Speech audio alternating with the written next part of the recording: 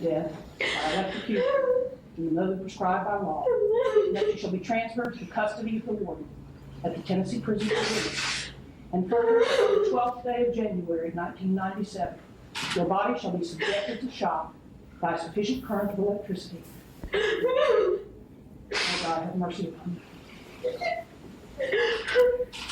Mr. Bates, put this pipe into the Can I please have my mom before I go? Mr. Bates, please hold this pipe in the dock. Please, let me just find my mom.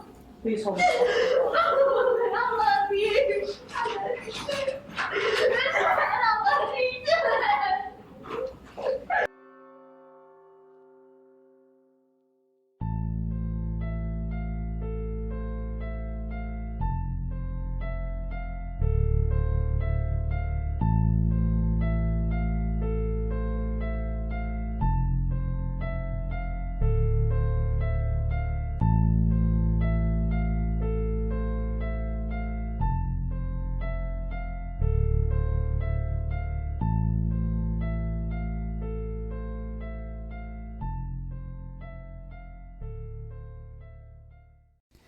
Hello everyone, welcome back to the Manic Manor podcast. This is Mitchie. So for today's episode, we're going to go into a case that involves my home state, and actually one of the only women that is on death row in the state of Tennessee, and also one of the youngest women to be sentenced to death in United States history. So, in order to talk about this case, we're going to have to go all the way back to 1995. On Friday, January 13th, when the body of a young woman was discovered brutally mangled beyond recognition in the woods of the University of Tennessee agricultural area. Now, Knoxville, Tennessee definitely at the time was not a stranger to crimes at all, but this was a case that shook people to their entire core. I mean, I remember my mother telling me about this because she was in her late 20s at this time, around 1995, and she remembers how terrified people were when the news of this broke out. It was just completely gruesome, and the mentioning of satanic involvement, especially when you are in the Deep South, just automatically sent shivers down people's spines. But was it necessarily the devil, or was it just pure, cold, calculated callousness? But in order to talk about what happened, we will have to talk about the major ringleader of this event and trail back to her beginnings. And it all starts with a girl named Christa Pike. She was born March 10th, 1976 in West Virginia. Now, her mother was known to be a party animal type, and this left Christa to be taken care of by her grandmother, who was a devout Christian from all sources. But sadly, as we've seen through a lot of, news articles and, all sorts of, scandals, that just because you call yourself a Christian doesn't necessarily mean that you live a Christian life. And it doesn't always mean that it's the safest space for a child to be raised. There were sources that said her grandmother wasn't necessarily the most kind-hearted person. There were reports of alcohol abuse as Christa was growing up, and the men in Christa's life were not particularly kind as well. And unfortunately, there have been reports that she was molested even as young as still being in diapers. And despite this being evident, it seems like her grandmother did little to nothing to protect her granddaughter or even stop the abuse. Now, when Christa was 12 years old, her grandmother died, and this had a major effect on the young girl, and she had attempted to take her life for the very first time, and even attempted self-harm as a result of it. So, during this time, she was also sent to go back and live with her mother, who was battling an alcohol addiction and was an RN at the time. So she didn't have a very present mother, and her mother did not get along, and their relationship was not that typical either. Most of the bonding that they had was spent smoking marijuana together. And her home life was considered to be nothing but pure lawlessness and lacking any form of stability or routine for her, resulting in just a complete instability in her psyche. So it fuels the debate later on if, socio or psychopaths are created and made when we see things like this that happen in these cases. But we will go on to discuss that later. And even worse for Christa, she couldn't escape the abuse. Her mother's live-in boyfriend had apparently tormented her, branding a makeshift weapon, and she would say that he would hold it over her as a threat just to beat her up and sport it like a decoration, like hang it over her bed, just kind of daring her to act out against him for some odd reason or the other, which only made her act out more. Now, sometimes it was mentioned that she would run to her father, and her father was not present in her life at all. He was very much absent, and he didn't really want much to do with her. And she was already an out-of-control teenager by this time, and was refusing to listen to any type of discipline or any parental figure. So as a result, she ends up getting kicked out of both father's potential home and mother's home before the age of 18. So she was battling with a lot of trouble, battling with, drug addictions, technically, because marijuana is still classified as a drug. And she was also known to have a shoplifting habit as well. She did a lot of petty things and got into a lot of trouble. And as a result, she got arrested and spent some time in a detention center. And somewhere along the line, some people said that this became sort of like a small wake-up call for her, that she needed to get away and do something else for her life. But some people also think that it wasn't really that. Was it really that, or just something she wanted because Christa craved attention? And this is how she ended up relocating herself to the Knoxville, Tennessee area at the age of 18. Now, there was a place in the University of Tennessee area called Job Corps. Naturally, that place is no longer here because of the case I am talking about today. But Job Corps was a prominent thing around the time that Christa, relocated. It was for anyone who, was lower income, anybody who needed to get back up on their feet and wanted to start fresh in their life, and was located on Dale Avenue. So anybody that had troubled youth or had, like I said, the low income background, they found themselves there picking up particular trades in order to pursue further education and try to get jobs in their lives because they couldn't afford education another way. So Christa decided that she was going to do this and, oddly enough, follow in her mother's footsteps and try to become an RN. And with the program here, she was going to be able to do just that. Now, while she was at this program, it seemed like she quickly lost her way and was not all that enamored with studying to become a nurse and change lives. She was more enamored with partying, hanging out, and with a certain boy. This certain boy was a 17-year-old named Daryl Shipp. He came to Knoxville from Memphis, and he had come from a background that was struggling with gangs, and his family was struggling to make ends meet, and he had a rough bringing up from his life as well, and this resulted in him running with a tough crowd. He dropped out of school his freshman year, and because of that, he ended up at Job Corps wanting to do a culinary degree. But instead of either one of these two working hard to fix their lives, it just seemed like misery enjoyed company. They found mischief and trouble instead of hard work and success.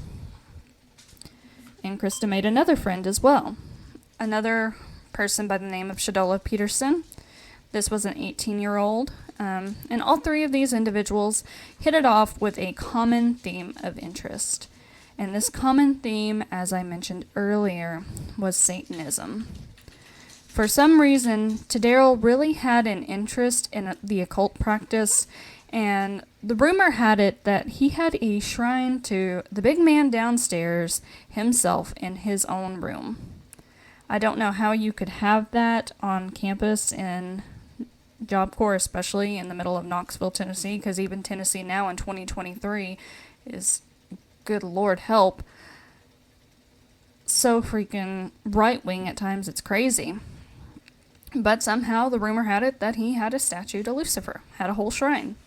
And the group would practice seances and frequently mentioned how they wanted to do sacrifices and take their practice to an entirely different level than just praying and doing random occult things here and there.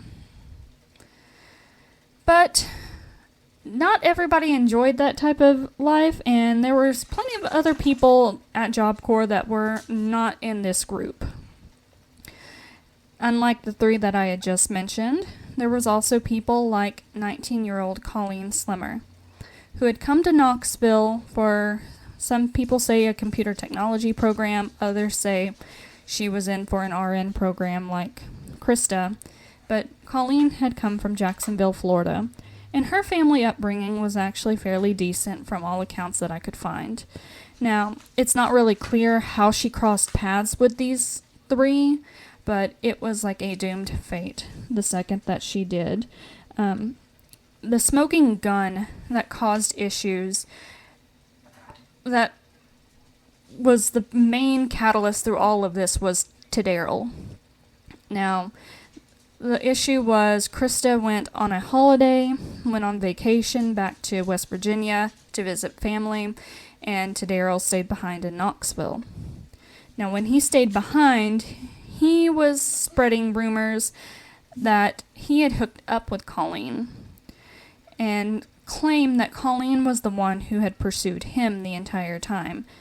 Now, friends of Colleen and even Colleen herself had admittedly, adamantly denied this, saying that she had never even been involved with him, not so much as even like crossing a path, and that was it. But it was her word against his, and for Christa, she was not going to be convinced otherwise. Her boyfriend wouldn't lie to her about anything like that. So Christa had it set in her mind that Colleen was out to try to steal her boyfriend from her, and this absolutely enraged her. She absolutely hated it. And Colleen was going to have to pay one way or another. Now, Christa had a friend named Kim that she would talk to that was also her roommate, and on the days of January 11th and 12th of 1995, she had mentioned that she just felt like killing Colleen because she felt mean that day. This friend obviously didn't take Christa that seriously, thought that it was petty drama between her and Colleen and that it was something that would subside because tale as old as time, rumors happen, but she probably should have taken it more seriously, especially with the crime rates in Knoxville being how they were at the time. But somehow Christa had it in her mind that she was going to take revenge on Colleen. On the day of January 12th, Christa pretended to try to smooth things over with Colleen, extending out a hand to her by saying, "Hey, do you want to hang out?" Gave the promise of getting high on marijuana and sneaking out after hours to head to the woods that evening. So around the 8 p.m. hour, Colleen checks out with Christa as well as Tadaro and Shadala. What would be 4 people seen walking away from the Job Corps campus would result in only 3 people returning a few hours later. They ventured out into the woods further and further until the group of 3 were certain that prying eyes were not going to be able to notice what was going on. And that's when the true dark motive started to come to light. Earlier, Christa and Tadaro had been consistently talking about wanting to do human sacrifices as part of their satanic group. And with Tadero sharing all these rumors about how Colleen had tried to hook up with her, Christa was quick to offer up Colleen as their human sacrifice. No questions asked, pure rage and pure jealousy. So Christa had Shadala acting as a lookout, just in case anyone happened to come by and noticed what was going on, while she and Tadero yielded a box cutter and a meat cleaver. And for the next hour, what can only be described as pure hell and torture happened to poor Colleen. First was pure physical assault. Colleen was, hit and kicked in the face. She was kneed repeatedly by Christa and forced to strip down from her clothing. And Colleen, all the meanwhile, was begging for her life and pleading for Christa not to do what she was doing. She even went as far as to say that she would just walk all the way back to Florida without so much as stopping at Job Corps to get any of her stuff or tell anybody what had happened.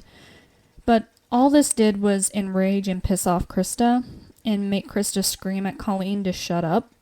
And this is when the slashing and hundreds of wounds began to happen to Colleen.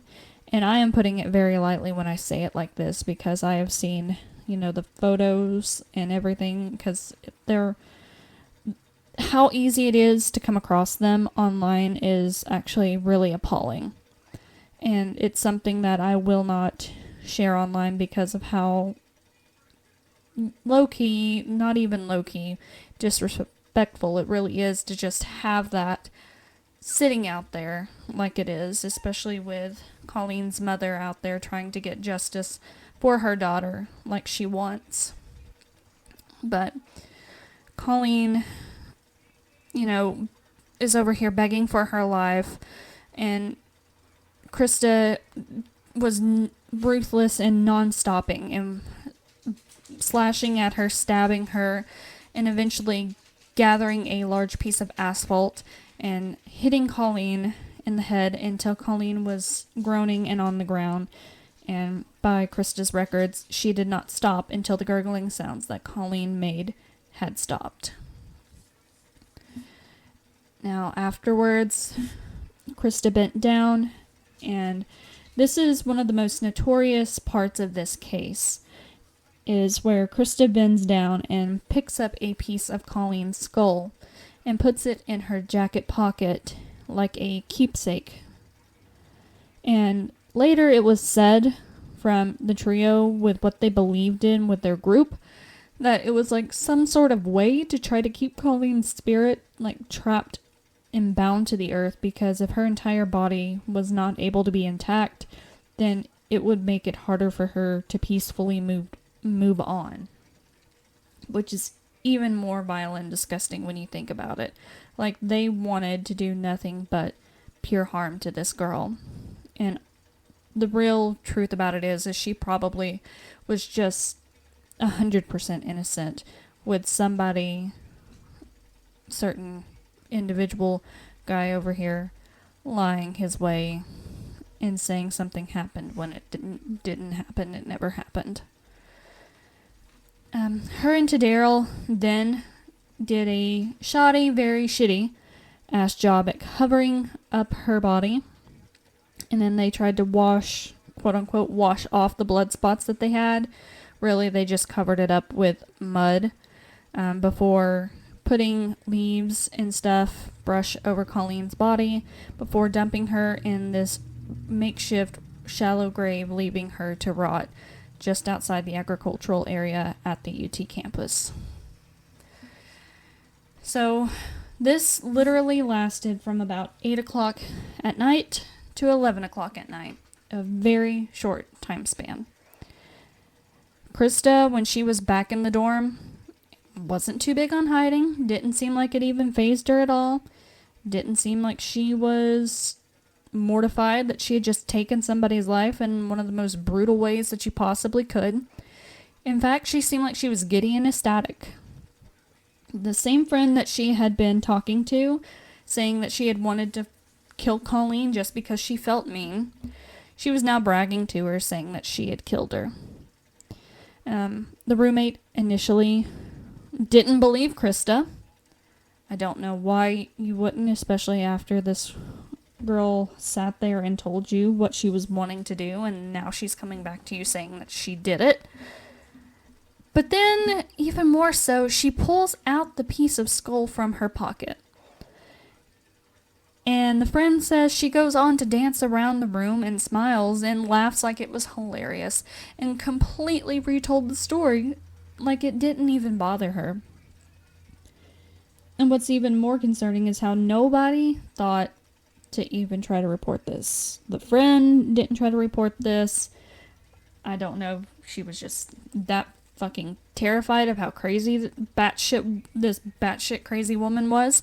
Shadala didn't think to report this, despite being forced, quote unquote, forced to be a lookout. To Daryl, he didn't think to rat out his girlfriend. Nobody thought to call the police. And Colleen's body would not be found until the following evening on Friday the 13th, when a worker for Job Corps was walking around and happened to stumble across her body. And she was so mangled beyond recognition that apparently this worker initially thought that it was an animal until they got closer and realized this was not an animal. And this horrified them naturally, and the cops were immediately called. And of course, the first responders, they weren't sure what part of the body was her face because of how bad it was. And like I said, these pictures, they are out there, but out of respect, those photos I am not going to share. Her body, the coroner, when they did the autopsy and everything, they were able to tell that there were wounds that still were red, indicating that her heart still had a pulse. She was still, alive and feeling all of this while she was being tortured. She felt everything. And her throat was one of the biggest things that they had noticed being deeply cut, and a pentagram had also been cut into her skin. Now, with the body being as close to Job Corps as it was, and Christa's bragging, police naturally were looking at that area. I don't think they initially took in the bragging, but they did notice, the logbook where 4 people checked out and only 3 people checked in. So it didn't take them long before they realized that they were going to have to interview Christa, Daryl, and Shadala. Now, Christa confessed very quickly, and even gave authorities permission to search her dorm. So either she's a really cocky bitch, or she just did not care and wanted to be caught. And that's the way that I see it. She led them to places where she had dumped evidence, including Colleen's ID cards, and even retraced her steps through the crime for them, like she just did not give a damn about what would happen to her. And the biggest key was the skull. The skull piece, I should say. Christa still had it in her jacket pocket that she had left in a counselor's office.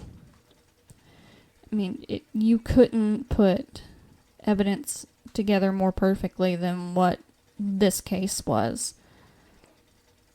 So, in turn, Christa does give a long confession about what she did to Colleen, and she tries to justify it, saying that she thought Colleen was trying to steal her boyfriend, so she had to make her pay. And once she got started, of course she wasn't going to be able to stop. And Colleen only made it more difficult by talking to her, and she hated how Colleen was trying to humanize herself. So she goes on about how Colleen tried to get away, and how she did this when Christa thought that she had heard somebody and stopped momentarily. But She only got so far before Christa knocked her back down, and at that point, Christa was doing her a favor by putting her out of her misery. And that's when she had done the bashing of her head in with the piece of asphalt. Now, so much for romance at this point. She did all of this out of jealousy, but she ends up selling out to Daryl and sells out her friend Shadala and calls them as co-conspirators before she gets a charge of first-degree murder. Now, the attorneys for Christa, they tried to argue, of course, that she was mentally unwell and suffered from severe borderline personality disorder and had severe PTSD. They also reflected on her life of abuse and heavy dependency on marijuana that influenced her behavior. They also had a doctor study her brain, and this doctor mentioned that her frontal lobe wasn't put together properly, and it was the part of the brain that would necessarily help you determine right from wrong. And the doctor believed that because of this, she was just doomed from the start of her life. And it could have been because her mother had such a heavy alcohol dependency, and Christa ended up being born, with fetal alcohol syndrome, which causes a lot of issues in infants.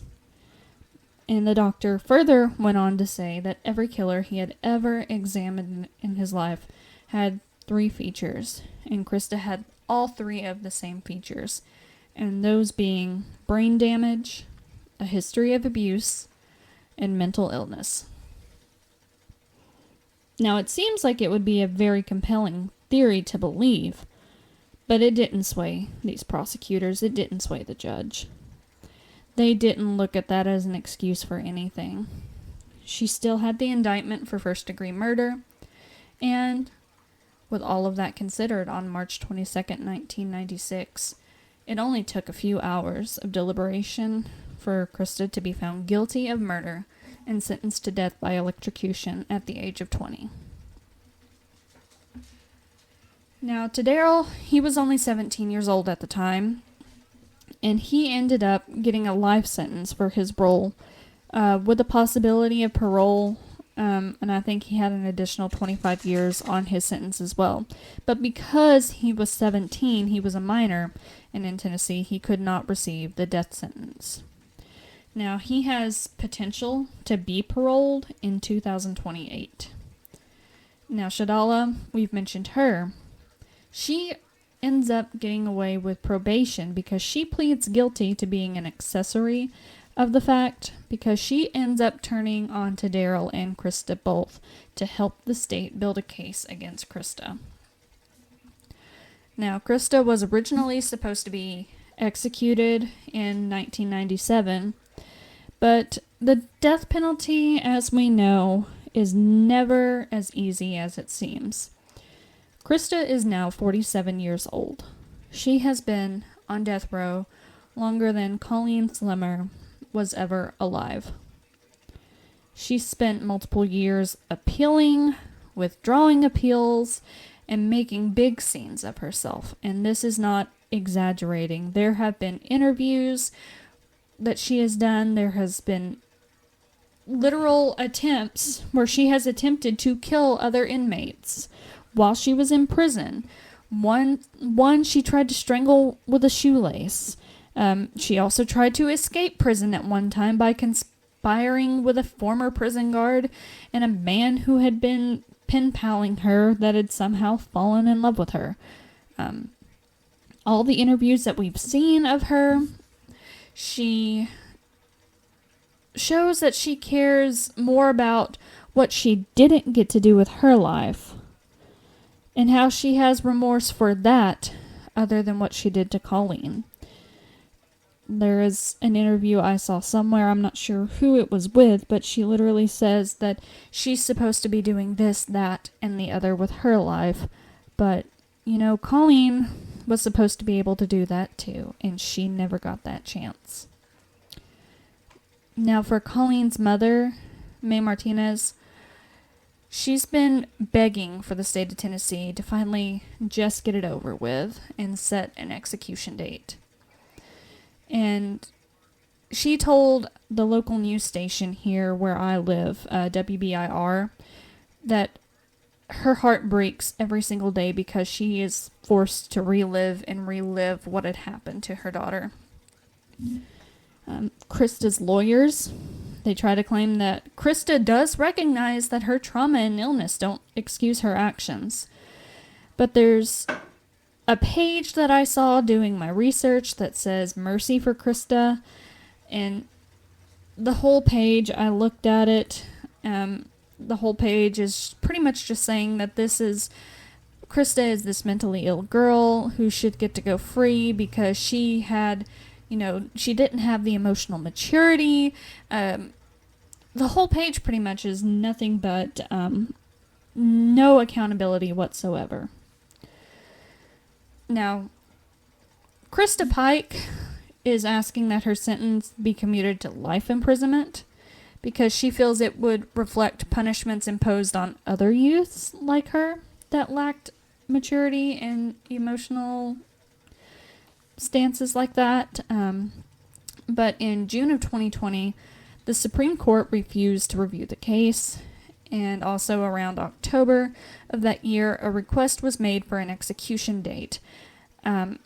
As of June of 2021, it appeared as if there could still be a potential execution date set for her, but I have not seen one as of yet being set. With Governor Bill Lee here in Tennessee now, there's no telling. I know that they have been doing all sorts of weird shit in this state here lately. Her attorneys are still making every effort that they can to beg Governor Lee for a pardon, or to at least lessen, because they feel like Tadaro was the ringleader, so now they're trying to paint who the actual, quote-unquote villain and the actual person responsible of this was, so they're blame shifting at this point.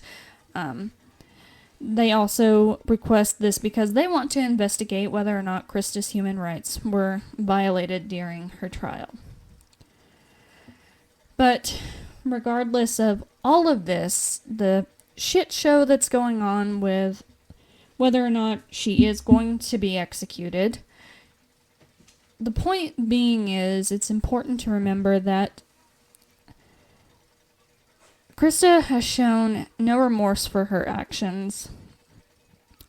There were letters intercepted, right after she got the death sentence penalty handed down to her, where she called Colleen a literal whore after receiving this penalty and brushed off the entire situation like it wasn't a big deal.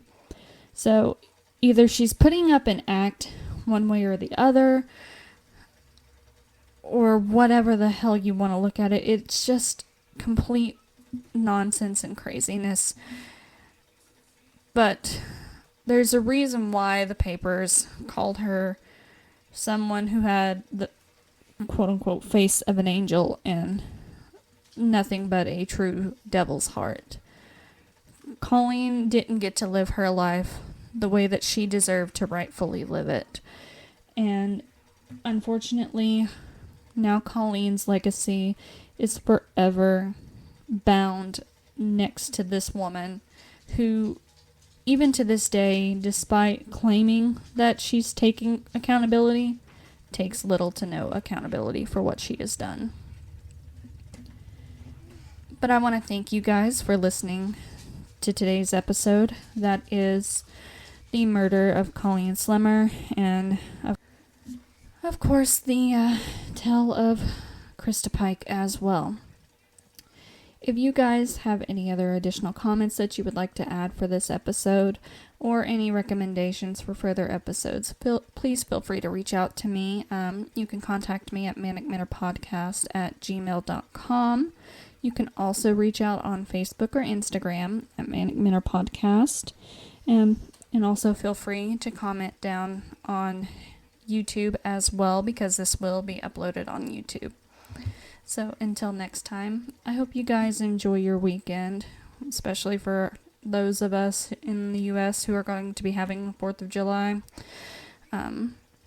Just stay safe out there, and we'll see you in the next one. Bye.